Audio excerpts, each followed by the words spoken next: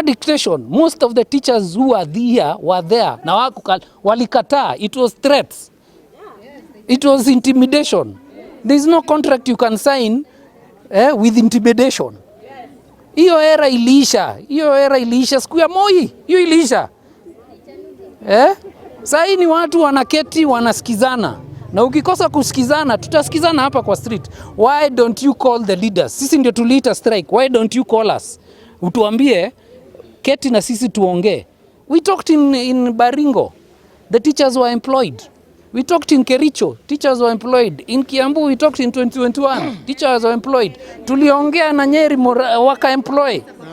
Nakuru waka employ. Nairobi waka employ. Nairobi right now is doing a CBA to add more money to what is being paid right now. Na wako hii kitu ya kusema ati wage bill. Wage bill ya huku hata tukisema ni 52%. Ya Nairobi iko 67. And they are negotiating to add more money. Mambo ya kandarasi ni wale watu ambao wanaajiriwa kama state officers. Wale watu wanalipwa mshahara ili ambao mnachukua loan.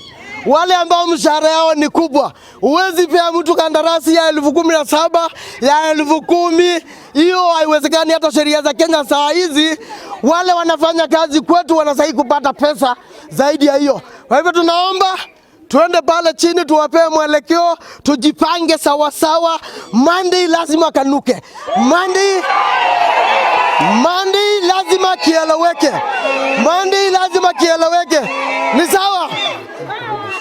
Na tunawaambia hivi mpaka kwa sababu tulipeana waraka wa kisheria wa kirasmi ambao umesainiwa na General Secretary wa County Government Workers Union kwa mujibu wa sheria. Mtaendelea kukaa nyumbani.